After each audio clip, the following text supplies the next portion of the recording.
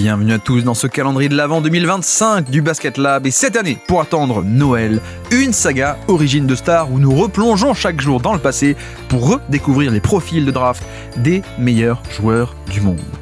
Aujourd'hui, 20e numéro, Giannis Antetokounmpo.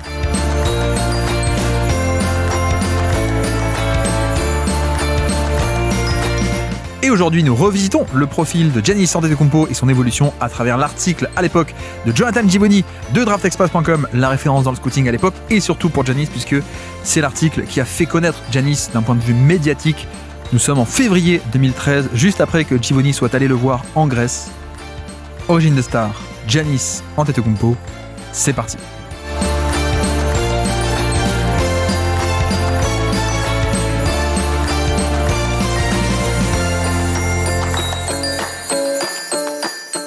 Fuyant les troubles du Nigeria, la famille Adetokounmpo a émigré en Grèce en 1992 dans l'espoir de meilleurs jours. Le couple s'est finalement installé à Sepolia, juste aux abords de Athènes, un quartier avec une forte portion de migrants.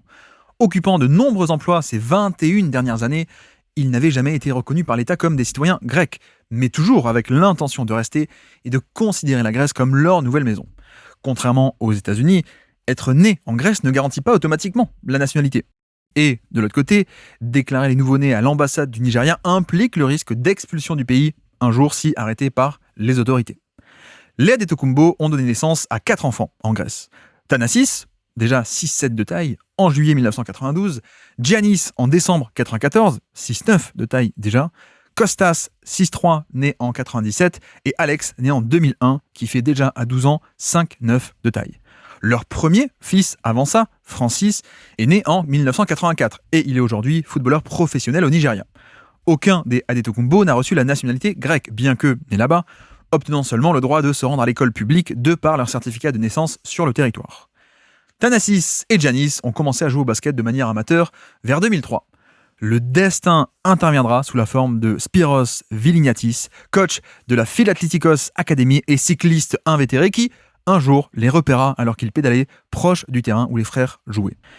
Vilignatis a été immédiatement époustouflé par l'immense potentiel physique des enfants Adetokounmpo et les a de suite invités à l'Académie, le seul club de Athènes qui ne fait pas payer la carte membre. Étant donné les difficultés financières conséquentes de la famille, ce fut une aubaine on ne peut plus grande. Thanasis et Giannis rejoignant l'Académie a coïncidé avec le niveau de l'équipe croissant grandement et son ascension dans les divisions inférieures de Grèce, promu par 6 fois en 10 ans, depuis la division régionale D jusqu'à la division A2, la deuxième division nationale. Philatlitikos est désormais aux portes même de la meilleure ligue grecque professionnelle, actuellement premier du classement avec un bilan de 14 victoires et 3 défaites, en bonne position pour monter en première division. Une grande partie du succès de Philatlitikos provient des talents du coin développés et intégrés à leur roster petit à petit. Le coach Takis Zivas entraînant à la fois l'équipe senior et les U18 depuis la création du club il y a 15 ans. Beaucoup des jeunes du club sont des fils et filles d'immigrés de Russie, Ukraine, Pologne, Albanie ou Nigeria. L'arrivée des Adetokounmpo représente pour le pays peut-être l'émergence du prospect le plus intéressant du basket grec depuis des années.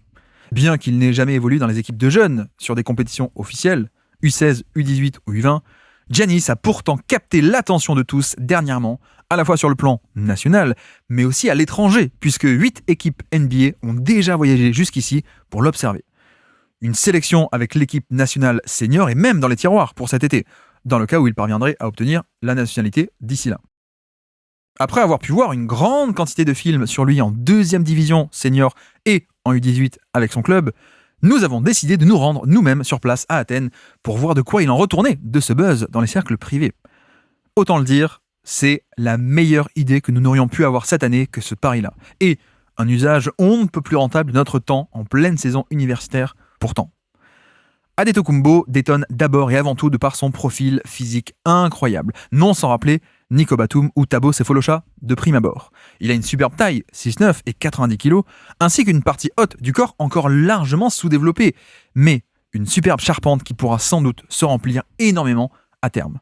Son envergure de bras aurait été mesurée à 7'3 de long, mais la partie la plus intéressante pourtant pourrait bien être ses mains en soie, gigantesques, capables d'attraper un ballon à une main telle une balle de tennis et, qui l'aide de manière on ne peut plus conséquente en tant que passeur, dribbleur et finisseur. Exceptionnellement fluide, Adetokounmpo est encore loin d'avoir atteint son potentiel maximum sur le plan athlétique, ce qui semble logique quand on sait qu'il n'a fêté ses 18 ans qu'il y a 3 mois à peine, en décembre dernier, et qu'il a dans le même temps grandi de 8 cm depuis moins d'1 an et pourrait même ne pas avoir fini de grandir. Il travaille encore sur son équilibre et contrôle du corps en défense, et il n'est pas particulièrement explosif, quelque chose qui pourrait, cela dit, évoluer avec le développement de la partie basse de son corps. C'est très populaire ces temps-ci, et particulièrement à propos d'un prospect sous les radars, de dire qu'il est capable de jouer toutes les positions sur un terrain. Mais, pour lui, c'est vraiment le cas. Le niveau de compétition où il évolue n'est en effet pas si bon que ça, mais c'est néanmoins impossible de ne pas être époustouflé par sa polyvalence et son skill set très varié. Plus grand joueur de son équipe, on a vu Adetokounmpo commencer le match en tant que poste 4, mais ensuite jouer dans le périmètre presque exclusivement. À la manière de Kyle Anderson à UCLA, il initie une grande partie de l'attaque de demi-terrain de son équipe malgré sa très grande taille.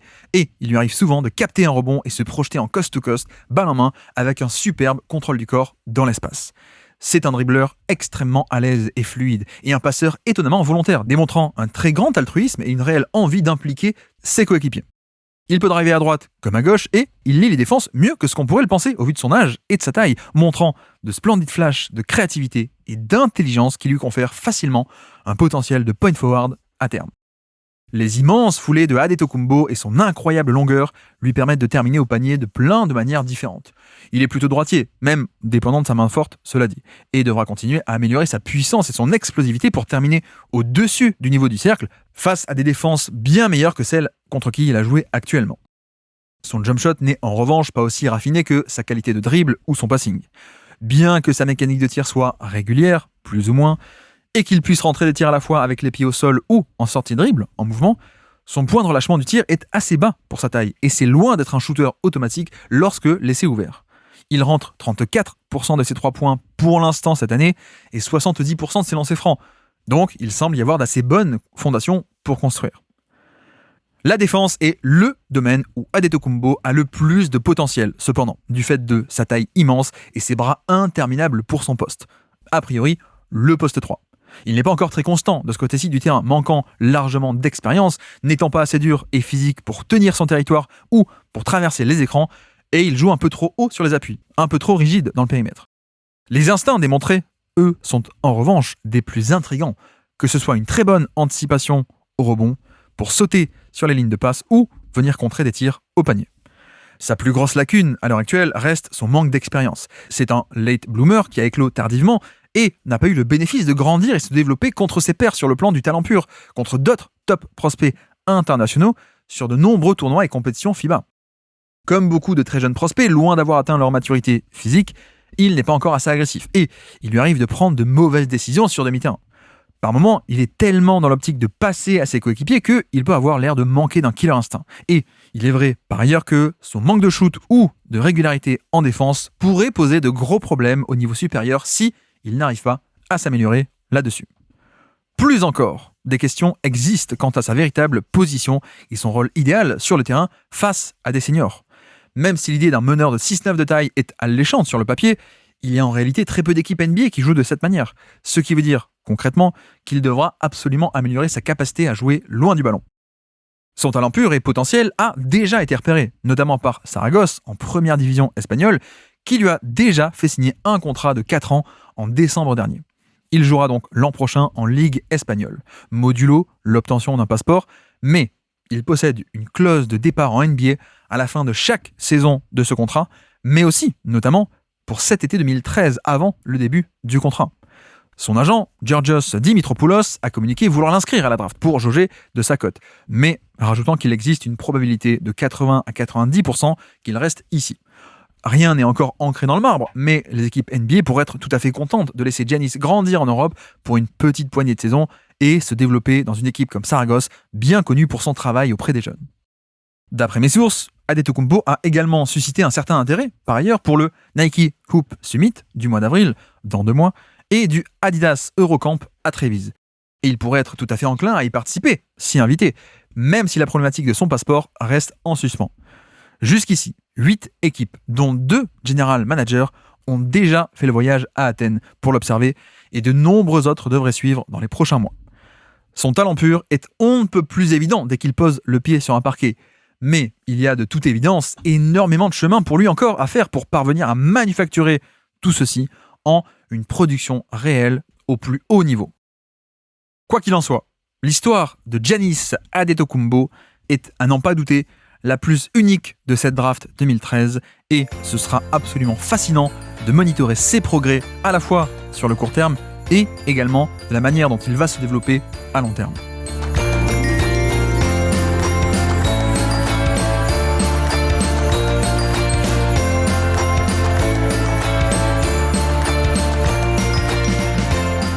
Et donc à présent, vous le savez, quelques petits commentaires de notre part à propos de Giannis Antetokounmpo, puisqu'on le connaît comme ça maintenant, et oui, donc son évolution aussi, et l'article qui, bon, on peut le dire, c'est quand même un article qui est marquant dans l'histoire du scouting, on va dire, d'un point de vue médiatique, je parle pas de au sein des franchises, etc., mais d'un point de vue sur la scène médiatique, cet article a été un peu une détonation, alors là, c'est un morceau d'histoire de scouting, on va expliquer tout ça, mais alors oui, peut-être commençons par le fait que, je ne sais pas si vous avez remarqué, je l'ai appelé Adetokounmpo pendant tout l'article, parce que c'est comme ça qu'il a été connu, alors qu'après, nous on le connaît en NBA dès le début comme Antetokounmpo, avec même encore plus de lettres pour le coup que à la base, alors que voilà, Adetokounmpo, A-D-E, Adetokounmpo, T-O-K-U-N-B-O. Donc finalement c'est long, mais c'était assez simple, et moi qui suivais la draft à l'époque, je l'ai connu comme Giannis Adetokounmpo, donc c'était dur à avoir, mais une fois que tu l'avais appris, tu dis ok, c'est bon, j'y arrive, Adetokounmpo. Et ensuite, après la draft, il y a non, en fait, il s'appelle Antetokounmpo avec encore plus de M et de N et de K et encore plus compliqué, donc il fallait tout reapprendre l'orthographe. Mais alors, pourquoi ? Eh bien, il en parle un peu dans l'article, mais bon, il faut savoir qu'en Grèce, donc ils n'avaient pas la nationalité, c'était des migrants, ils n'avaient pas la nationalité alors qu'ils étaient restés 21 ans dans le pays, mais voilà, ils n'avaient pas encore le passeport, etc. Et finalement, ils l'ont eu. Ils l'ont eu au mois de mai ou je sais plus, mais soit juste avant la draft, soit juste après. En tout cas, cet été-là, la famille a été nationalisée grecque officiellement. Et le fait est qu'en Grèce, pour devenir grec, il faut aussi que ton nom soit un peu passé à la sauce grecque. Voilà, il y a l'orthographe qui doit évoluer. Donc le nom de famille Adetokounmpo, qui est le nom entre guillemets officiel du Nigeria, il a été arrangé un peu à la sauce, il a été grécisé, et donc le Kounmpo avec un B est devenu MNPO, Antetokounmpo, etc. Bref, on s'en fiche des subtilités, mais le fait d'obtenir la nationalité a transformé ce nom. Voilà, moi c'est un truc que j'ai appris en préparant aujourd'hui, parce que je savais qu'il y avait 2 orthographes, mais j'avais jamais su pourquoi. Mais en fait, voilà, j'ai enfin eu la réponse là-dessus, et bon, après, ça aide aussi d'avoir un prospect, peut-être le meilleur prospect du basket grec à 18 ans. Peut-être ça aide à obtenir enfin les papiers de nationalité grecque, ce genre de choses. Mais donc, pour ça que le nom a changé. Et non, mais alors, pour le coup, comme dit, c'est vrai que Draft Express est un peu marquant là-dessus. On avait parlé du cas de Ja Morant dans la série. Ja Morant, son cas est très lié au-delà du joueur en soi. Il y a presque une mise en abîme avec aussi l'évaluateur, c'est-à-dire Jackson Hoy, qui un an avant tout le monde, un an avant la draft 2019, au sortir de 2018, littéralement, le lendemain de la draft 2018, il poste un article en mode, voilà, c'est un mec de petite fac, personne ne le connaît, vous allez voir, il va être top 10. Article qu'il a beaucoup fait connaître, du coup, mais qui en plus, comme ça s'est révélé vrai, bien sûr, il a aussi été engagé par Memphis avant même la draft de Ja Morant. Quelques mois avant, en avril, il se fait engager par Memphis. Voilà, Jackson Hoy, qui est un scout amateur de 20 ou 21 ans de The Stepien, qui se fait connaître là-dessus. Donc pour moi, les cas sont un peu liés. Et c'est vrai que Draft Express, c'est pareil. Et même, c'est même encore plus connu à quel point Draft Express, et donc Jonathan Givony, le boss de Draft Express, est lié par rapport au destin de Giannis. D'ailleurs, peut-être que vous ne connaissez pas le site Draft Express. Voilà, vous n'êtes pas tous forcément aussi mordus de scouting que moi, mais sans doute que vous connaissez peut-être la vidéo où, vous savez, Giannis, il a l'air d'avoir 12 ans. Il est habillé en rouge, en espèce de maillot rouge de son club, quoi. Il a l'air d'avoir 12 ans. Dans les vestiaires, c'est filmé, on dirait que c'est filmé au Nokia 3210, et que la vue par-dessus, et qu'on dirait un mec de 12 ans qui est oui, moi, mon rêve, c'est d'aller en NBA. Vous vous souvenez un peu de cette vidéo ? Ben voilà, cette vidéo, c'est Givony, c'est Draft Express qui était allé le voir.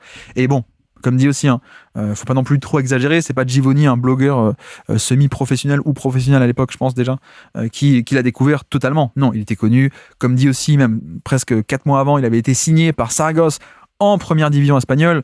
Il était connu dans les circuits un peu initiés dans le milieu, quoi. Pour le coup, on savait qu'il y avait ce mec-là et des frères qui étaient un peu détonnants physiquement. Donc, on va pas dire que Givony a fait connaître, c'est lui qui l'a découvert de toutes pièces, alors que pour le coup, Ja Morant et Jackson Hoy, sans doute un peu plus, mais au moins pour la scène médiatique. C'est vrai qu'avant février 2013, donc la date de cet article, avant ça, il était présent nulle part, Giannis, sur aucune mock draft. Dans le cercle des médias, personne ne le connaissait. Et je suis pas sûr qu'il était encore peut-être très haut à l'époque sur certains boards. Je suis pas sûr qu'il était sur tous les boards un peu avec la note de il va être first round, quoi, premier tour de draft pour le coup. Et donc c'est vrai que Givony, pour le coup, il a eu pas mal d'infos de l'intérieur, on va dire. C'est aussi sa force, qu'il avait il connaissait pas mal de monde, etc. Et donc des scouts un peu professionnels de franchise lui ont dit, il y a ce mec, il faut aller le voir. Et lui, il est allé et il nous pond cet article assez marquant avec, alors là, vous l'avez pas vu évidemment, mais il y avait des photos aussi dans l'article de notamment ses mains, des photos de ses mains mesurées qui sont absolument gigantesques. Une vidéo aussi de Scouting Report de l'époque, fameuse vidéo où on voit qui a marqué Giannis Adetokounmpo d'ailleurs au passage, et qui d'ailleurs voilà. Draft Express, finalement, le site a fermé, vous le savez, parce qu'il s'est fait embaucher par ESPN. Et quand il est parti sur ESPN et que son compère, son second, Mike Schmitz aussi, puis Mike Schmitz est allé à Portland, tout le contenu a été presque effacé sur la chaîne YouTube. Malheureusement, ça marche un peu comme ça, c'est que quand les mecs deviennent pros, on efface tout. Pareil pour The Stepien, mais bon, c'est pas grave. Mais sauf que, il y a une vidéo qui reste sur la chaîne YouTube, une vidéo de scouting, je veux dire, parce qu'il y a encore des vidéos d'interview, etc., mais des vidéos de scouting analyse, il y en a une qui reste, c'est Giannis. Voilà. Il y a un peu ce côté destin lié, on va dire, et c'est pas comme si, voilà, quand Givony il apprend ça, il va en Grèce en mois de février, encore une fois, en plein cœur de la saison, alors que son métier c'est de couvrir l'université, donc c'était pas évident non plus à faire, pour le coup. Il y va. Il interviewe Giannis avec donc cette fameuse vidéo qui est restée des années après, où il est tout timide, on dirait qu'il a 12 ans et il dit ouais moi mon rêve c'est peut-être d'être un NBA un jour, etc. Donc il fait tout ça et il revient et le lendemain directement il le met top 20 de sa mock draft et en fait il va jamais quitter cette place, quoi, pour le coup. Je me souviens même, vous pouvez les voir dans les archives, grâce à Wayback Machine, je crois que la mock draft de genre février, il est 19e ou 20e à côté de Mam Jaïté, au passage, notre français aussi qui était en 2013 projeté premier tour, pour le coup, qui va pas y aller, mais bref, c'est une autre histoire. Mais donc ouais, ce côté un peu destin lié, et d'ailleurs, voilà, Giannis se souvient aussi de Givony. Giannis est très très lié à Givony. Il y avait eu je crois que c'est la draft 2018, si je dis pas de bêtises, où il y a le combine qui est filmé sur ESPN avec un plateau, on reçoit des gens, etc.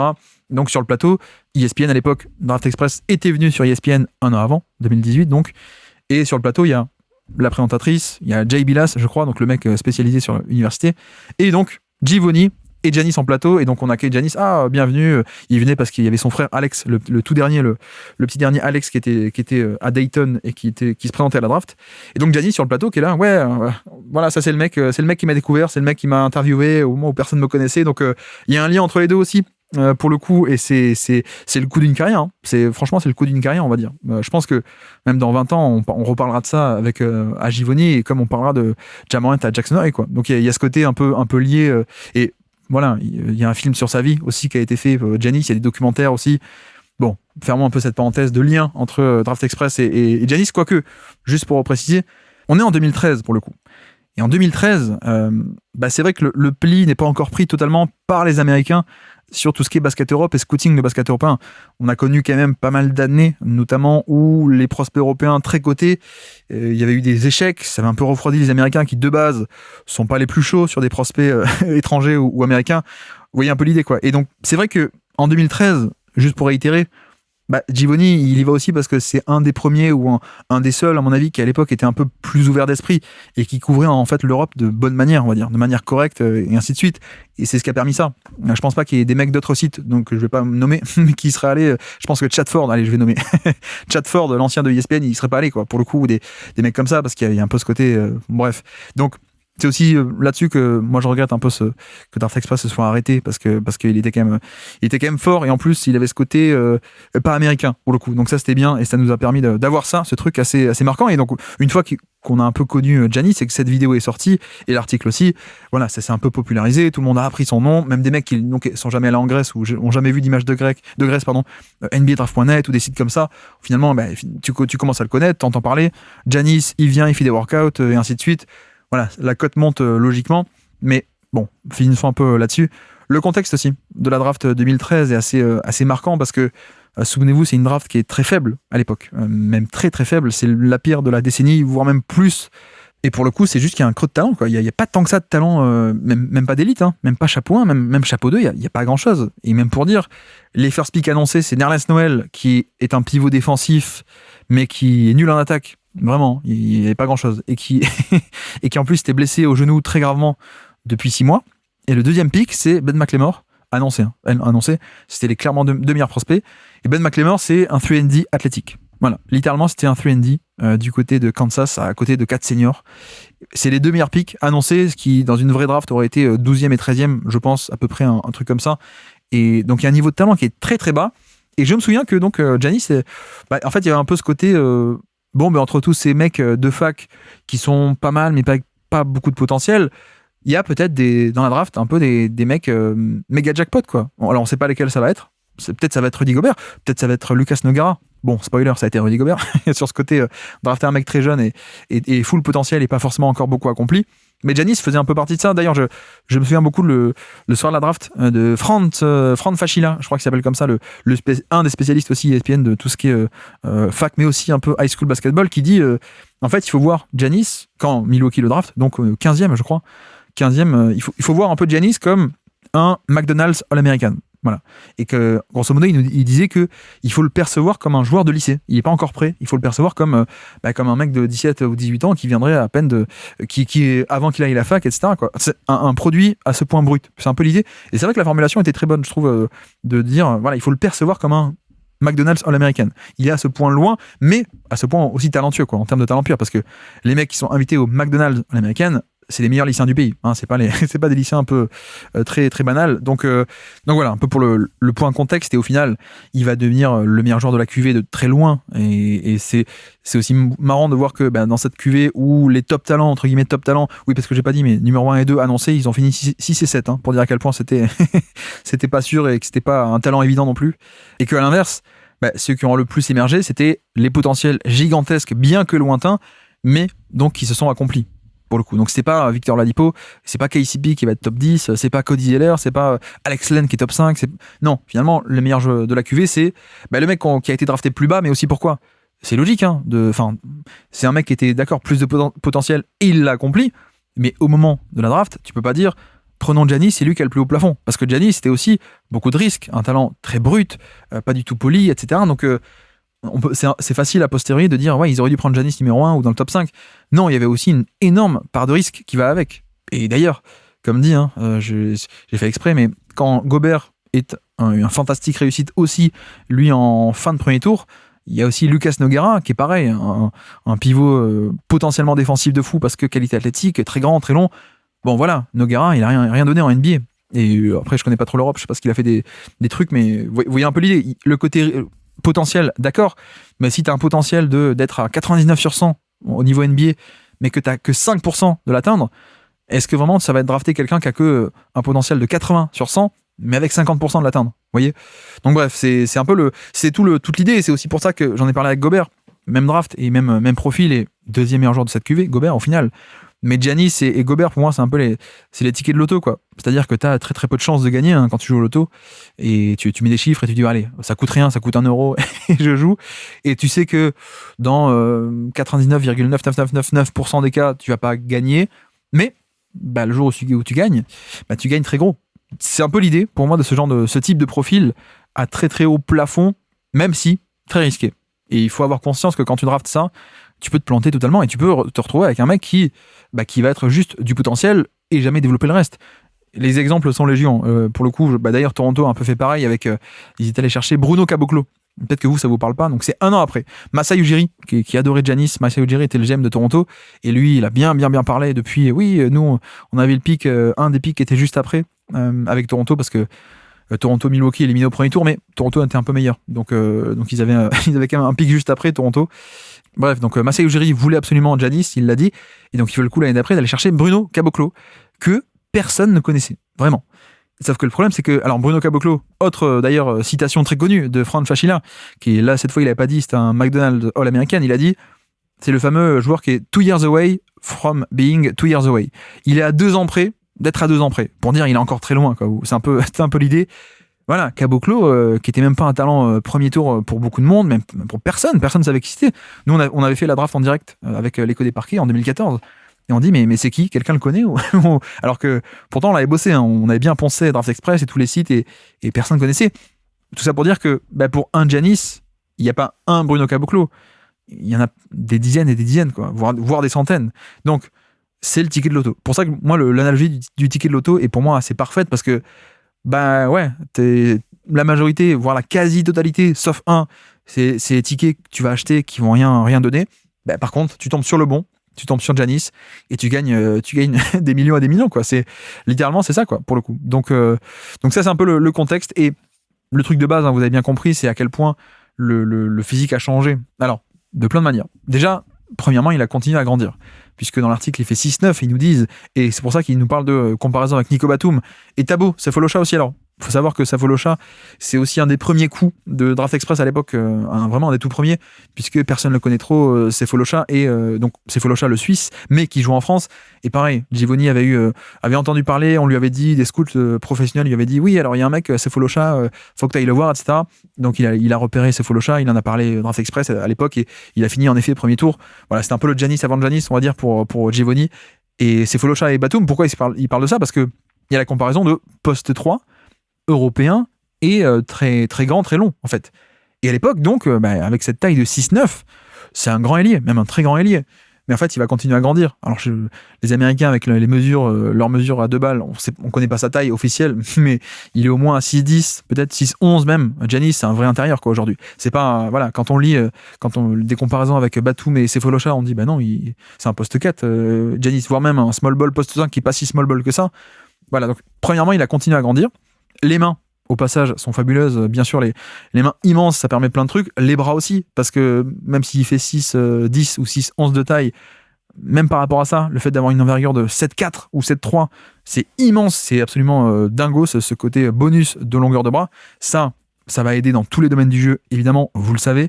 Mais après, il y a aussi le développement athlétique qui en soi est fabuleux, quoi. Alors la prise de masse qu'on a bien vu, il décrit à l'époque une charpente qui est très frêle, mais épaules très larges, donc la charpente va pouvoir se remplir. C'est un peu l'idée, alors que parfois il y a des mecs qui ont des épaules très resserrées, et donc on se dit mince, la prise de masse va pas pouvoir se faire ou pas tant que ça. Là, lui c'était le moule parfait, hein. Pour le coup, Tatum était aussi un peu comme ça, épaules très larges qui s'est bien remplie. Voilà, ça existe, et donc c'est bien décrit à l'époque, et en effet, là-dessus on a la puissance, les kilos qui sont venus, mais mine de rien, tout en gardant, je trouve, dans le même temps, une certaine dose de fluidité, de flexibilité et d'agilité, en fait. Et c'est ce qui est aussi bluffant avec lui, c'est qu'à l'époque, c'est un grand qui est agile. Bon, déjà en soi, c'est impressionnant, mais sauf qu'on a eu pas juste ça, on a eu un troisième élément, on a eu un grand, très grand, qui est puissant, mais toujours suffisamment agile. Alors peut-être pas autant que quand il était 90 kilos, mais un mec qui, même en étant costaud, au final, était très... et encore, hein, bien sûr, il est dans son prime encore, Giannis, mais qui est hyper agile, hyper fluide. Donc c'est un peu le meilleur de tous, quoi. Meilleur des trois mondes en même temps. Alors que c'est vrai que parfois, prenons Embiid, on a déjà abordé son cas dans la série, mais Embiid, pour moi, il y a un côté prise de masse qui a empiété sur sa mobilité, son agilité, sa vitesse, par exemple. Donc c'est un peu le compromis. Je sais qu'en foot aussi, beaucoup de l'équipe de vue du banc, à chaque fois, il tapait sur Shaqiri, qui était une prise de masse complètement folle, mais du coup, il avait perdu aussi parfois en agilité ou ce genre de choses. Donc non, c'est un peu c'est le compromis parfois. Mais là, on n'a pas trop ce compromis, et donc on a ce monstre qui, finalement, même au-delà du côté développement athlétique en soi, c'est le développement avec ballon, où le dribble est venu également, et donc on a un dribble fonctionnel, et donc il peut, je pense, en grande partie exploiter ce physique de fou, en fait. Et c'est pour ça qu'on fait l'analogie à chaque fois, depuis maintenant 5-6 ans qu'il a explosé un très très haut niveau, 2019 MVP notamment, élu MVP, pardon, même si le vrai MVP c'est Harden, mais non, mais c'est le Shaq des temps modernes, comme on dit à chaque fois. C'est-à-dire que le Shaq d'avant, c'est Shaq, hein, vous le savez, on te donne la balle proche du panier, hop, ça déblaye et ça va au dunk, grosso modo. Sauf que mis à jour, non pas pour 2000, mais pour 2020, mis à jour un peu de l'époque, des exigences du jeu aussi, il a plus de dribble, donc il peut s'amener un peu lui-même sur les spots, et il est aussi un peu plus agile parce qu'il y a plus d'espace à naviguer, etc. Mais c'est un peu la version 2.0 du Shaq, la version dans le jeu moderne du Shaq, c'est un peu Giannis, avec la même domination dans la raquette, la présence, les paint touches, voilà, ce côté-ci, le côté aimant à défenseur aussi, qu'on a depuis X années, hein, cet aspect de e-drive dans la raquette, il y a directement 3 ou 4 mecs qui viennent sur lui. Et ça, c'est absolument bluffant aussi, ça crée des décalages qui sont incroyables, de par cette seule présence, en fait. C'est même pas que le passing, même s'il a aussi le passing, mais même sur la seule menace de scoring, je pense que c'est sans doute un des mecs de l'histoire de la NBA qui a la plus grande gravité de joueur offensif, gravité dans le sens un peu astrophysique, hein. Vous savez, la gravité d'une planète très grosse qui attire et fait tourner autour, donc attire à soi des plus petits objets. Et c'est vrai qu'en termes de physique newtonienne, pour le coup, Giannis, il attire des défenseurs sans doute à un taux plus élevé que presque tout le monde dans l'histoire de la NBA, en fait. Alors, je pense que chaque est un peu là-dedans. Et je fais aussi la différenciation parce que, évidemment, que des shooters à la Curry ou Durant vont avoir une certaine gravité vers l'extérieur. Une certaine gravité pour Curry, il peut pas sortir d'un pick and roll sans qu'il y ait 3 mecs sur lui, quoi. Mais à l'intérieur et sans shoot, on va dire, je pense que Giannis et Shaq, c'est peut-être les deux des meilleurs. Après, j'ai pas vu jouer Will Chamberlain ou des mecs comme ça, mais c'est un aspect qui est absolument démentiel, et ça part aussi de ce développement physique où on revient un peu sur ce côté ticket de loto, quoi. Parce qu'à l'époque, on avait une théorie. La théorie nous disait qu'il y avait un potentiel très très fort, mais très lointain. Bon, on a gratté le bon ticket, quoi. On a mis les bons numéros et on a eu exactement ça. On a eu développement athlétique et physique absolument parfait et qui a exploité en tout point ce potentiel qui pourtant était immense. Donc ça, c'est quand même assez fou. Après, il y a un point, sur le physique un peu, mais je trouve qu'il n'est pas si explosif que ça. Il est devenu quand même meilleur, c'est vrai. Comme dit Draft Express au début, il a des jambes tellement fines, etc., que ça va peut-être venir avec l'âge, avec le renforcement de la partie basse du corps. Bon, c'est venu un peu, mais pas de la folie. Par contre, c'est vrai que n'étant pas un 10 sur 10 en explosivité pure, il est peut-être, 7 sur 10, peut-être 8 sur 10, mais en fait, il est tellement grand et tellement long que, avec, entre guillemets, seulement 7 sur 10, il joue au-dessus du niveau du panier avec une aisance qui est bluffante. Donc voilà, il y a un côté où, dans certains domaines du jeu, ça n'affecte pas le fait de ne pas être élite de chez élite en explosivité, notamment sur jeu ouvert, en transition, vous pouvez aller voir des poster dunk de folie, même quand il va dunker, parfois il a la balle qui est 2 mètres au-dessus du niveau du panier, donc voilà. Il y a plein de situations où finalement ça n'affecte rien parce qu'il est tellement grand qu'il n'a pas besoin de plus au final. Il y a peut-être d'autres où, en termes de vivacité d'appui, parfois en termes de décollage immédiat, en termes de, c'est bon, c'est même bon, voire très très bon, voire excellent. C'est peut-être pas l'explosivité pure de certains athlètes totalement détonnants. Mais voilà, pour un peu parfaire le physique, en fait, il y a tout. Il y a taille, longueur, relativement vif et explosif, agilité, puissance aussi, et puissance pendant le drive aussi, de manière fonctionnelle avec ballon, et pas juste sans ballon. Et même, il y a peut-être un truc pour moi décevant en carrière, c'est le fait qu'il a jamais vraiment été avec un meneur ou un playmaker d'élite, en vérité. Bon, je roule l'idée, d'accord, très bien pour la défense, etc. Même avant ça, Eric Bledsoe pour la défense, ok. Et puis après, on a eu Lillard, qui est un scoreur super, mais moi, c'est un peu toujours mon regret, c'est, mince, on n'a jamais eu vraiment peut-être un mec de playmaking offensif, d'élite, un passeur de génial, qui pourrait exploiter encore plus, encore mieux le potentiel de catch and finish, en fait. C'est là-dessus où je pense que c'est peut-être ma mini frustration à son sujet en carrière. Après, c'est pas de sa faute, je veux dire, si le front office va chercher Jrue Holiday et Eric Bledsoe, ok, qu'est-ce que vous voulez qu'il fasse, quoi, pour le coup. Mais je pense que si vous le combinez un jour avec un Luka Doncic ou un mec comme ça, je pense que ça peut faire encore plus de dégâts, parce que on voit, depuis qu'il est dans sa période, on va dire, All-NBA First Team, depuis 6 ans, on va dire. Bon, il peut faire du catch and finish, il fait la transition, etc. Mais c'est quand même quelqu'un qui est majoritairement aussi porteur de balle, qui peut faire aussi un peu de post-up, etc. Mais je pense qu'on pourrait faire plus et mieux. On verra où est-ce qu'il va tomber. Il pourrait être échangé dès cet été. Mais j'avoue que voir Giannis aussi dans un contexte avec un porteur de balle d'élite, soit Doncic, soit Stephen Castle, ou un mec comme ça, non mais ça pourrait être encore mieux, parce que je pense qu'il y a encore à gratter, mine de rien. Et que je crois qu'on en a parlé en plus, on en parle régulièrement plutôt, dès qu'on fait nos bilans de franchise chaque été. À chaque fois, on sort la stat de Giannis, il est à une possession par match à peine en tant que rollman, en tant que poseur d'écran qui roule au panier. Bon, est-ce que vu son niveau, en termes de niveau de jeu, c'est peut-être il est dans le 90e centile, mieux que 90% de la NBA. Pourquoi est-ce qu'il est utilisé aussi peu ? Alors, parce que c'est un porteur de balle aussi et surtout, là où Capella il peut pas, donc Capella il est juste rollman, mais je pense qu'on pourrait quand même faire plus. Donc ça, c'est un peu le truc qui pourrait encore le booster un peu plus peut-être, et aller chercher, profiter des dernières années de ultra prime physique et athlétique surtout, je pense. Mais d'ailleurs, puisqu'on parle un peu de ça, bon, meneur, playmaker d'élite, ok. Mais mine de rien, c'est vrai que Giannis, c'est aussi un profil particulier en ce sens où il faut quand même le bon contexte pour l'optimiser. Et notamment, c'est un mec qui était déjà très fort, à mon avis, un peu déjà en 2018. Je pense qu'il est déjà All-NBA, mais pas First Team. Et en fait, il explose, on va dire, médiatiquement et encore plus aux yeux de tous en 19, où il est élu MVP. Et vous savez, la saison des Bucks avec Mike Budenholzer, etc. Bon, à quel point est-ce que le joueur est différent par rapport à l'année d'avant, ou à quel point c'est autour de lui que ça a changé. Et par autour de lui, j'entends le coach Budenholzer, qui est un excellent team coach qui l'a bien optimisé, plus l'arrivée de Brook Lopez. Et qu'en fait, vu que c'est un intérieur et que c'est un driver, dans les contextes un peu Jason Kidd avec Jabari Parker à côté, ou Greg Monroe aussi qui avait été recruté, pour dire le spacing à l'époque, hein, c'était pas la folie, où là il n'y a pas trop d'espace, donc il pouvait pas briller à ce point, alors que Bud, il arrive, de bons systèmes, de la early offense, et puis surtout un poste 5 qui shoot, Brook Lopez, d'un coup tu dis, ça respire et ça devient MVP. Mais en fait, c'est aussi la clé, c'est que il te faut un bon spacing avec Giannis. Et pour le coup, c'est aussi pour ça qu'ils sont allés chercher Turner, sans doute. Alors, bon, l'échec, à mon avis, de l'étape désormais. Hein. Je pense que l'équipe va pas tenir, etc. Mais c'est la clé. C'est que tu as besoin pour ce poste 4 dribbleur, tu as besoin à côté d'avoir un spacing pour le maximiser au plus. Et au passage, il faut aussi que ce mec se défende assez bien. Alors, on n'est pas au niveau Zion, où Zion ne peut pas défendre. Donc, il faut absolument que le mec à côté puisse défendre. Mais c'est quand même mieux, mais on parlera de la défense tout à l'heure. Mais bon, juste pour expliciter ou réinsister tout de même, le scoring est assez improbable pour le coup. Vraiment, le scoring, avoir explosé à ce point, oui, c'était possible. D'ailleurs, ça s'est fait, donc c'était possible. Mais c'était pas du tout évident. Et le Giannis qu'on a à la draft, et même au début, on parlait plutôt, comme dit, d'un point forward. On parlait plutôt d'un ailier qui était bon meneur, enclin même à faciliter le jeu. Et donc, comme il dit Givoni, à un point où on se dit il fait trop de passes, en fait c'est parce qu'il aime pas scorer, il a pas le killer instinct, etc. Et même au début au Bucks, c'est un mec qui a un couteau suisse très sympathique, hein, mais un couteau suisse quoi, un couteau suisse défensif, et en attaque, voilà, un bon passeur, finisseur, transition, mais il n'y a pas du tout de scoring on-ball à ce point. Et c'est vrai que là-dessus, c'est venu, donc on se dit bah oui c'est venu, mais c'était à ce point improbable d'arriver à développer tout ça. Nous, juste aujourd'hui, je fais un peu la liste. Oui, le dribble est devenu bon, ça paraît trivial, quoi. Non, c'est quand même fou d'avoir réussi à tout mettre ensemble, d'avoir ce scoreur qui est à 30 points par match, gros volume, énorme volume, etc.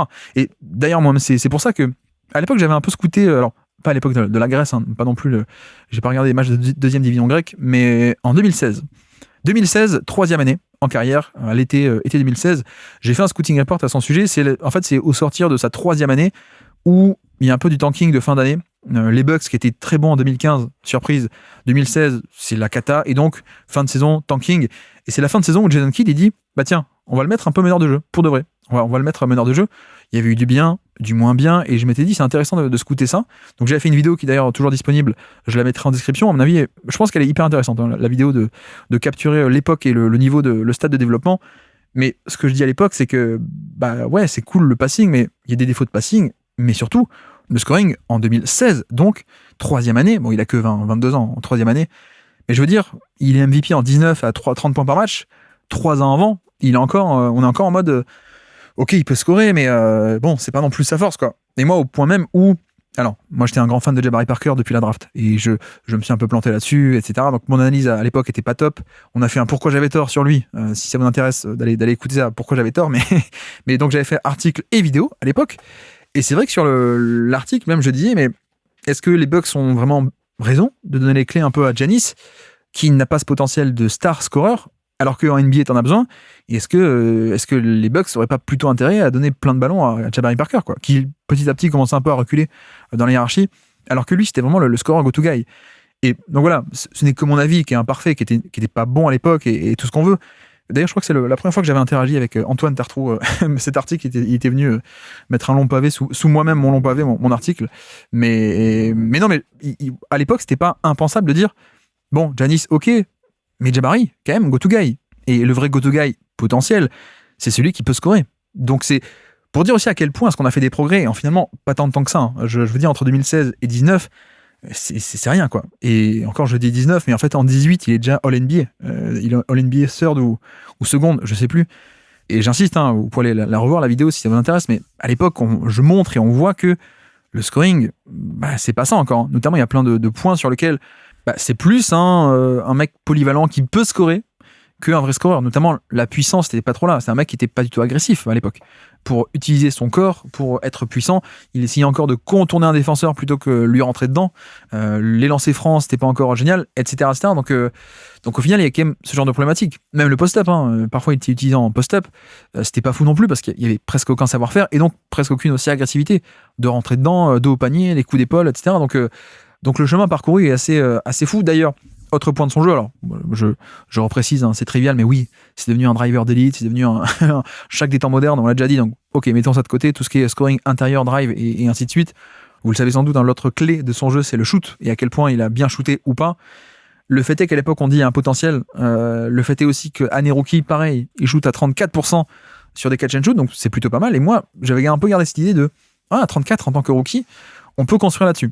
Bon, il faut quand même dire que 34%, c'est bien, mais c'est sur un échantillon de à peine une année. Et le mois de l'époque, il le savait pas. Le mois d'aujourd'hui, je dirais, au final, c'est sympa, mais c'est sur une centaine de tentatives à peine, donc échantillon, autrement dit, beaucoup trop petit pour que la stat soit représentative, donc fallait pas trop s'accrocher à ça.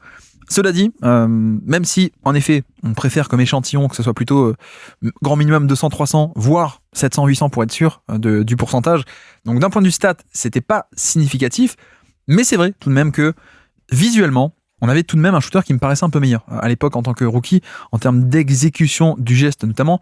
Et c'est vrai que, en plus, j'aimais bien cette équipe des Bucks. Bon, elle était nulle, hein. C'était littéralement la pire équipe de NBA, pire bilan de NBA en 2014.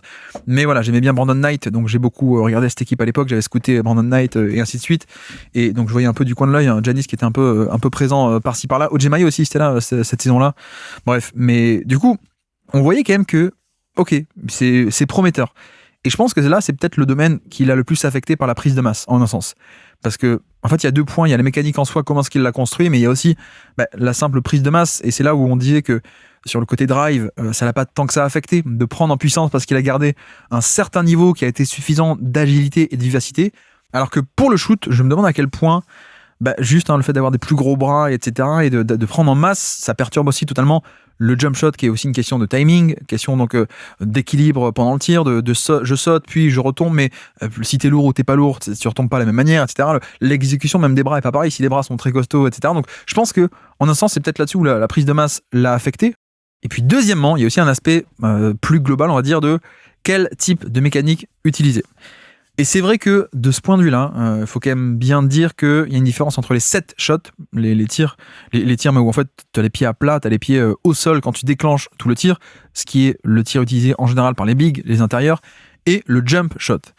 Et pour le coup, je pense que dans le cas de Giannis, on a affaire à quelqu'un qui, en fait, en début de carrière, était quelqu'un de très fin, vraiment pas du tout mature physiquement, on l'a bien dit, mais donc très fin, 90 kg à peine quand il faisait 6-9 de taille.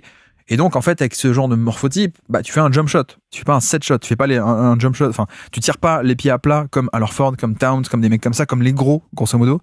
Et donc, tu fais un jump shot, je m'élève, je relâche le tir. Voilà, à peu près, pour en caricaturer. Et c'est vrai que, par contre, on l'a dit, il a grandi, il a continué de grandir, il a pris en masse. Donc, en fait, c'est devenu aussi un morphotype plutôt intérieur et plutôt très lourd, au final, plutôt que au début, où il était profil ailier, longiligne, mais ailier tout de même. Et donc, en fait, je me demande à quel point est-ce qu'il n'y a pas un peu un timing qui est venu perturber tout ça, parce que si la prise de masse avait été faite dès le tout début, même avant les premiers pas en NBA, est-ce qu'on n'aurait pas eu un Giannis qui, à 19 ans ou 20 ans, on lui aurait appris à faire un set shot?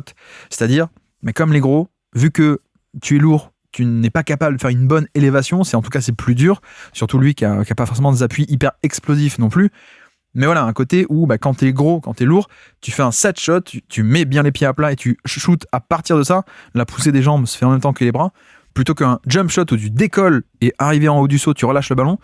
Je pense que c'est, oui, un peu ce que je veux dire, c'est que c'est devenu un mec très lourd, mais qui ne l'était pas au début. Mais peut-être qu'il a gardé un peu cette volonté, et même encore aujourd'hui, on le voit, il essaye de faire des jump shots, même sur ses distances. Donc. Mais ce qui montre bien que ça marche pas trop. Il y a d'autres exemples comme ça qui est assez frappant. J'avais fait une vidéo dessus d'ailleurs à l'époque. C'était Cousins. Cousins était aussi bloqué un peu entre les deux. Alors je connais pas trop l'historique de Cousins. Lui, il a quand même apparemment, je crois qu'il était plutôt assez gros et grand depuis toujours. Mais Cousins, le problème, c'est qu'il voulait faire un jump shot et donc je m'élève, belle élévation et je relâche. Mais avec sa carcasse qui était immense et très lourde, il n'arrivait pas à s'élever très bien, Cousins. Donc, il y avait ce côté un peu bâtard de je m'élève un peu, mais pas très bien, et donc je relâche le ballon. Je suis censé le relâcher en haut du tir, mais du coup, je monte pas bien. Le relâchement se fait à des niveaux différents, à des moments différents. Voilà, en fait, tout l'équilibre du tir est perturbé. Tu es censé être belle élévation et en haut du tir, je relâche, mais quand tu as du mal à pousser sur les jambes et à élever la carcasse, c'est compliqué. Donc, Cousins, ça a toujours été très compliqué et irrégulier à cause de ça. Et je me demande à quel point Giannis c'est pas un peu pareil. Dans le sens, vu que depuis le début, il pensait et il avait appris à faire un truc comme ça parce qu'à l'époque il était fin et long et donc il pouvait. Il a voulu garder un peu ce type de mécanique et ce qui fait qu'on a quelqu'un qui sur ce jump shot, c'est plus compliqué quand tu fais les mensurations et surtout le poids que tu fais aujourd'hui, quoi. Donc je pense que c'est un point, on n'en parle pas trop, mais je pense qu'en termes de développement, c'est pas rien. Et que voilà, aujourd'hui, à ce côté où voilà, il fait des jump shots encore aujourd'hui, mais l'élévation est pas si bonne que ça, donc les résultats sont pas si bons que ça, même si ça fait 2 ans qu'il shoot bien enfin sur le côté long 2 notamment. Mais voilà, il y a donc la prise de masse qui a perturbé les bras peut-être et toute cette mécanique en soi, et puis la prise de masse qui a aussi peut-être fait que le jump shot à l'extérieur, enfin à la façon d'un extérieur, je veux dire, n'était plus trop le truc idéal pour lui, et peut-être qu'il aurait dû presque tout apprendre depuis le début et faire un peu un tir de gros en fait, un tir de grand pour le coup. Donc vraiment pied ancré au sol, déclenchement, la poussée des bras et des jambes en même temps plutôt que le truc d'avant. Mais bon, il n'a pas eu ce coaching là, on va dire en milieu de carrière ou en milieu de prise de masse, il n'a pas eu cet ajustement. Après il faut dire aussi que voilà, ça commence enfin à venir au bout de presque 15 ans de carrière, ce qui est normal parce que le jump shot, c'est aussi une question, vous le savez, de mémoire gestuelle. Donc plus tu vis, plus ça vient, a priori, parce que quand tu as 32 ans, bah, tu as tenté dans ta vie plus de jump shots ou de tirs, on va les appeler comme ça. Tu as tenté plus de tirs que quand tu en as 20. Donc voilà, pour ça que des mecs comme Jason Kidd, par exemple, il termine sa carrière en tant que 3e shooter à 3 points le plus prolifique de l'histoire, alors que de base, c'était un non-shooter presque total. Donc c'est un peu symbolique de ça, mais c'est le cas pour tout le monde. LeBron aussi. LeBron devient un mec hyper efficace très régulièrement à 3 points, alors que c'était pas trop le cas au début, etc. etc. Mais pour dire aussi, c'est le problème aussi de Giannis, c'est que comme c'est un late bloomer, comme ils disent, comme c'est un mec qui a explosé très tard, qui a jamais eu les fondamentaux, qu'il n'a pas non plus cet avantage de, bah tiens, depuis que j'ai 7-8 ans, j'accumule dans mon cerveau et en termes de répétition du geste, j'ai pas cette mémoire gestuelle, j'ai pas cette historique de shooter. Donc ce qui fait que ça, c'est un truc qu'il n'avait pas de base. Alors que il y a d'autres mecs qui arrivent à 20 ans en NBA, en fait, ils shootent bien, ils font des jump shots, ils en tentent beaucoup depuis des années et des années, donc il y a déjà des fondations un peu plus solides, on va dire. Ça, plus le fait que le toucher est bon, le toucher est pas élite. Donc voilà, quand on met un peu tout en même temps, le problème de coincer entre des mécaniques, la prise de masse, la mémoire gestuelle qui n'était pas là au début et qui vient maintenant, mais que maintenant, on comprend aussi cet aspect-ci de, au final, on a un jump shooter qui est pas si bon que ça, malheureusement. Après, est-ce que c'est un problème ? Non, il peut être MVP sans ça, il l'a été, All-NBA First Team pendant, ça va faire bientôt 10 ans d'affilée qu'il est All-Star au moins, je crois. Mais non, mais c'est pas un problème. C'est vrai que, par contre, si on avait eu un Giannis avec un pull-up, une vraie menace de pull-up, je pense que la Terre aurait arrêté de tourner, clairement, et qu'en fait, il n'y aurait pas eu de débat, quoi. Ça aurait été le meilleur joueur du monde de loin, de très très loin, et ainsi de suite, quoi. Parce que là, le fait est que, en fait, il est tellement bon au niveau du drive que finalement, même là, dernièrement, il fait des progrès au pull-up, mais même s'il tourne bien sur des pull-ups à 2 points, il est tellement intéressant en drive que le calcul est vite fait. Tu préfères le stopper et le laisser shooter à l'extérieur plutôt que se dire « Ah tiens, il est quand même compétent à l'extérieur, il faut monter sur lui. » Non. Donc déjà, il n'a jamais eu ça en carrière. Pour ça que malgré ce drive très bon, en playoff, ça a toujours un peu plus coincé parce que en playoff, ça se referme. Hein. Littéralement, l'accès à la raquette est fermé. Et donc, on te force à prendre ces pull-ups, isolation tête de raquette sur lequel t'es pas très bon au début. Et même aujourd'hui où il a acquis un peu ce tir-là, et d'un bon niveau. Hein. Mais en fait, même si c'est d'un bon niveau, son drive et sa menace intérieure est tellement forte que le jump shot pourra jamais être à ce niveau-ci pour un peu équilibrer, vous voyez, en termes de menace. C'est pas SG. Shai, évidemment, qui a un côté, le drive est aussi bon que le pull-up. C'est aussi dynamique, aussi dévastateur. Alors, le pull-up reste en soi un tir moins rentable, mais lui-même, dans son référentiel, il est aussi dangereux sur les deux. Donc, les défenses sont un peu coincées entre les deux, quoi. C'est un peu le truc rêvé. Giannis, il est tellement fort en drive que même s'il s'améliore au jump shot, ça pourra jamais être aussi bon. Donc, c'est pour ça qu'on a ce côté où ça peut un peu plus bloquer parfois sur du pur demi-terrain. Ça, plus couplé à sa propre envie, malheureusement, qui a toujours voulu être un peu ce profil-ci de non, mais moi je veux de l'isolation, je veux mes ballons plein centre du terrain et puis je veux attaquer comme ça, alors que au final, c'est pas une bonne manière d'attaquer. Et que toutes les mauvaises campagnes de playoff des Bucks, enfin toutes, parce que même 2021 aurait-il dû être champion, je ne sais pas, mais on va pas refaire 2021, l'année à oublier. Non mais alors blague à part, même 2021, et parfois il y a des problèmes de demi-terrain, de création. Ça n'a jamais été parfait, ça n'a jamais été chapeau 1 de créateur de demi-terrain, un peu à cause de ça, un peu à cause de ce côté, lui, sa mentalité de vouloir ses possessions alors qu'elles sont pas bonnes. Et puis deuxièmement, on l'a dit aussi tout à l'heure, peut-être que s'il y avait eu un meneur de très haut niveau en termes de playmaking ou de menace de scoring, Lillard était un peu ça, mais on n'a pas eu le temps de voir avec Lillard, mais surtout playmaker, peut-être qu'on aurait eu des utilisations un peu plus variées, un peu de Giannis, ce qu'on a eu d'ailleurs 2021, un peu la fin des finales, ce qui était quand même assez cool pour le coup. Mais voilà, c'est un peu le bilan global de tout ça, c'est que on n'a pas cet équilibre extérieur-intérieur comme d'autres peuvent avoir Mais bon, est-ce qu'on va pas aussi un peu titiller un peu trop? Est-ce qu'on va pas on cherche pas un peu trop la petite bête, hein. C'est comme si on reprochait à chaque ouais, t'as pas eu de 3 points, donc c'est dommage parce que t'étais juste un monstre à l'intérieur. Oui, techniquement oui, mais est-ce que c'est grave? Ou est-ce que ça a gêné? Je pense que Shaq, ça l'a pas gêné du tout. Peut-être Giannis un peu plus. Peut-être Giannis dans le jeu moderne, espacé et dans les configurations où il voulait être balle en main et pas juste en post-up, c'est vrai que ça l'a plus gêné parce que voilà, il y a ça aussi. Shaq, ça gênait pas parce qu'il était en post-up. C'était l'époque aussi, etc. Mais Shaq, c'était post-up. Donc, il n'y a pas ce côté double menace quand t'es en post-up de haut panier. Juste, t'es fort que de haut panier, c'est pas grave. Tu fais coup d'épaule et au panier. Alors que Giannis, il est pas si élite que ça en termes de post-up, malheureusement, parce que, voilà, pareil, un centre de gravité très haut et costaud, mais comme le centre de gravité est très haut, il a parfois du mal à être vraiment en mode bully ball, etc. Donc, un peu comme les grands qu'on a déjà évoqués, hein, parfois Wemby, c'est ça. Gobert aussi, alors c'est pas à ce point. Mais il y a un peu de ça tout de même chez Giannis, le post-up est pas élite parce que le centre de gravité est assez haut et donc il peut facilement se faire siffler des fautes offensives ou ne pas bien arriver à pousser. Mais, donc Shaq de haut panier, pas de jump shot, c'est pas grave. Coup d'épaule. Giannis, il opère depuis un peu plus loin et puis face au jeu. Donc, il y a un peu plus besoin que sur du post-up de cette double menace. Or, il l'a pas trop. Et bon, bref, voilà un peu pour le côté jump shot, on connaît bien aussi. Non, ce qui est intéressant, c'est l'aspect de passing également. Et comme dit à l'époque en Grèce, en deuxième division, Givoni nous dit c'est le meneur, quoi. C'est le meneur de l'équipe, le point forward. D'ailleurs, marqueur d'époque intéressant de voir que il dit voilà, en 2013, aucune équipe NBA ne joue avec un meneur de 6-9. Bon, ça c'est très le basket d'avant pour le coup. Et qu'aujourd'hui, je pense que ça poserait moins de problèmes. Juste, si t'es un playmaker, t'es un playmaker. D'ailleurs, à quel point est-ce que c'était pas un peu un mensonge vu que LeBron était aussi un meneur de 6-8 hein, pour le coup depuis Doncic aussi est arrivé et voilà, aujourd'hui ça poserait moins de problèmes donc ce côté ouais c'est un meneur de 6-9 mais est-ce que vraiment il peut jouer ce rôle au niveau supérieur? Bon, il a pas pu aussi parce que comme dit il a grandi, c'est devenu aussi un poste 4 plus poste 4 en termes de taille, de gabarit mais peut-être que le Giannis de 6-9 qui reste fin et longiligne, peut-être ça peut faire un vrai point forward. Donc ça c'est marqueur d'époque aussi par rapport à la réticence et on s'accrochait encore un peu à ces notions de rôle et de rôle slash aussi par rapport à la taille, donc le poste on va dire. Et puis non, l'autre nom qui a été évoqué c'est Kyle Anderson qui c'est pas pour rien qu'il est évoqué, c'est parce que Anderson c'était un des meilleurs lycéens du pays à l'époque, enfin non, juste avant, l'année avant, et c'était un top 5 lycéen qui était à la UCLA et ça se passait pas très bien à UCLA avec Shabazz Mohamed notamment, mais Kyle Anderson voilà, c'était aussi un mec qui détonnait à l'époque de waouh, c'est un vrai meneur de la QV lycéen 2012, donc top 5 lycéen, et c'est un meneur de 6-8 ou 6-9 aussi. Donc ouais, voilà, Anderson, c'est pas juste un nom random de NBA aujourd'hui, hein. Il évoque pas juste un nom random de NBA, un vétéran. À l'époque, c'était quand même hyper coté et un vrai personnage, hein. Donc pour ça que il en parle. Mais non, mais par contre, ce qui est intéressant, c'est le côté instinct et le côté passeur instinctif chez Giannis. D'ailleurs, ça rappelle un peu, pour le coup, le cas de Embiid, souvenez-vous, on dit, voilà, Embiid, moi j'étais chaud et certains étaient chauds sur le côté marge de progression parce qu'il venait de découvrir le basket. Et donc, certes, il fait des erreurs, il n'a pas l'intelligence de jeu, de savoir et de tout connaître, mais les instincts naturels sont géniaux et surtout, il vient de découvrir le basket, donc en fait, il connaît pas encore, il sait pas.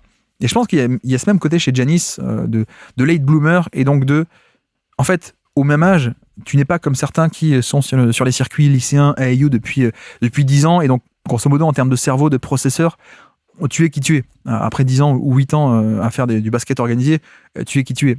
Alors que Giannis et Embiid, c'est pas trop ça. En fait, il vient de découvrir. Donc en fait, on ne sait pas encore. On est encore beaucoup plus tôt dans la dynamique de progression. Donc il y a peut-être encore une possibilité que ça aille vers le bien, quoi. Alors que d'autres, non. Au bout d'un moment, on sait qui tu es, quoi. Donc ça, c'est un peu un point commun. Et en effet, on avait un mec qui était un vrai playmaker, altruiste, en sortie de dribble, driving kick et tout.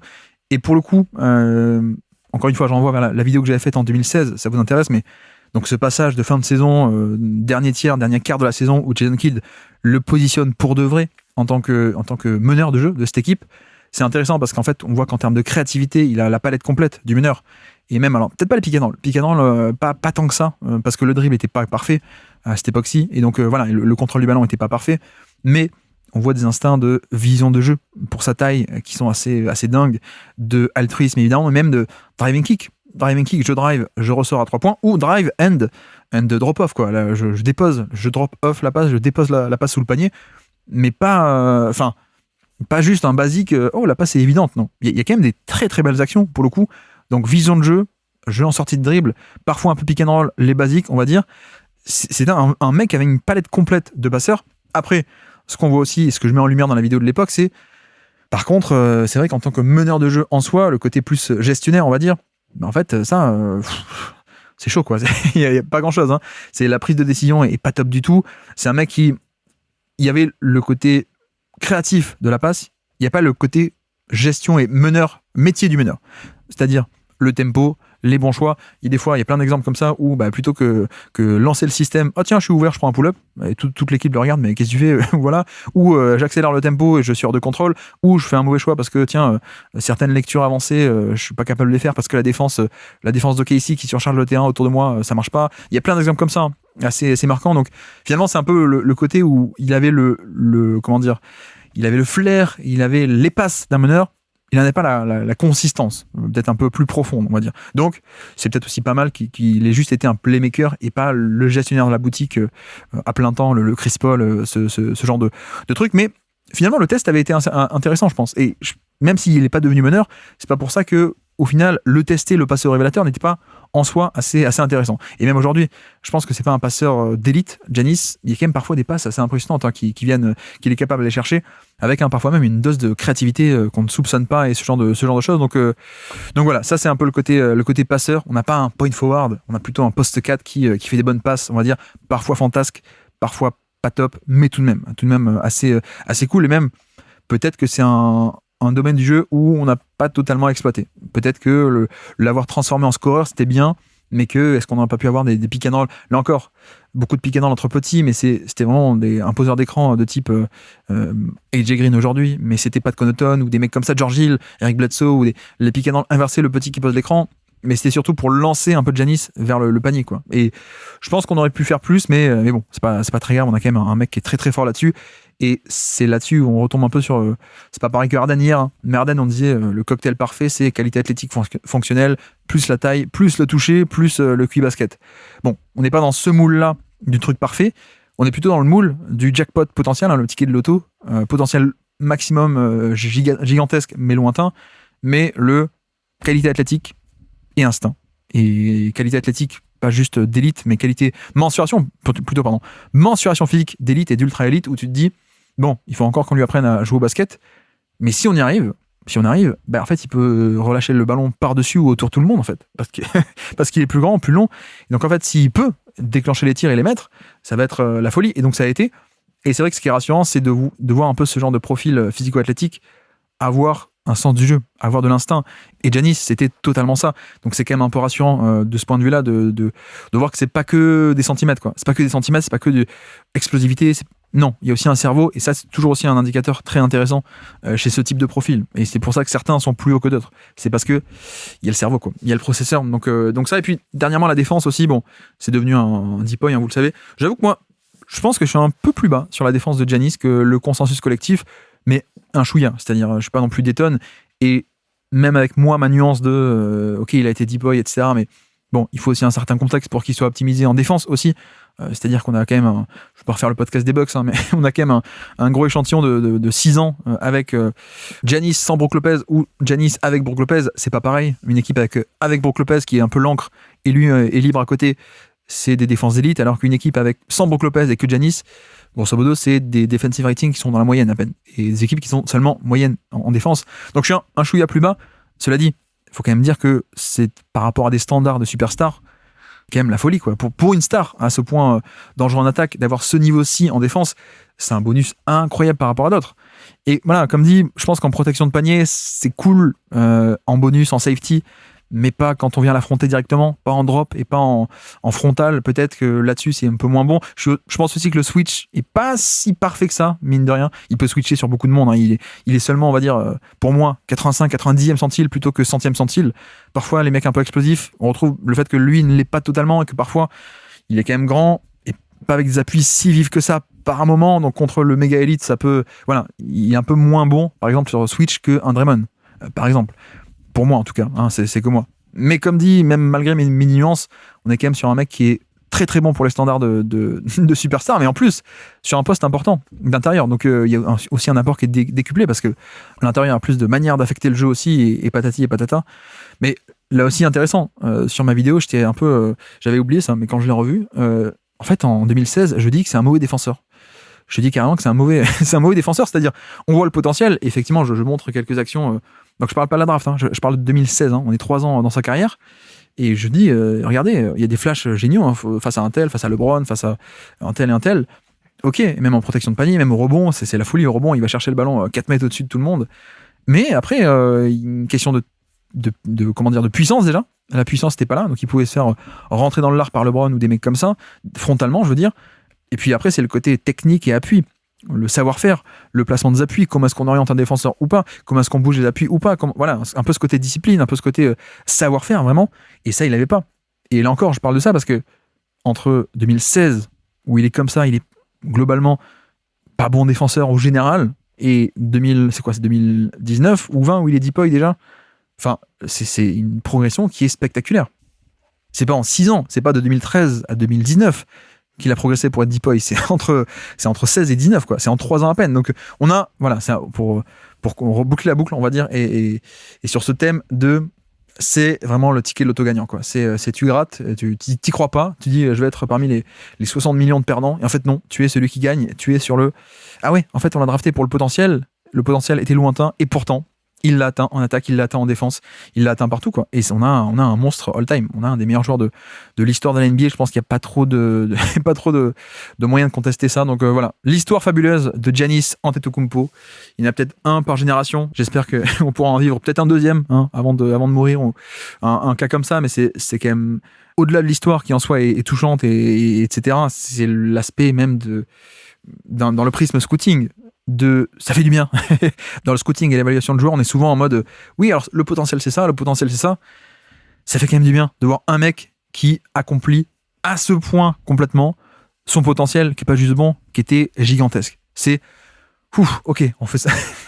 C'est pas pour rien qu'on fait ça, et on se plante pas à chaque fois, et voilà, parfois ça arrive, et quand ça arrive, c'est le jackpot total. Donc voilà, Giannis, jackpot total, Antetokounmpo, avec la prononciation désormais à la grecque, puisqu'il est grec, nationalité grecque. Voici pour Giannis, j'espère que ça vous aura plu, et on se dit à demain pour un prochain Origine de Star.